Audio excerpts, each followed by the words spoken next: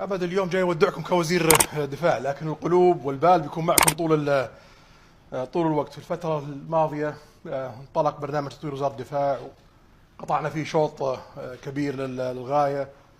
وأيضا في الصناعات العسكرية ارتفعت الاكتفاء الذاتي الداخلي من 2% إلى 15%.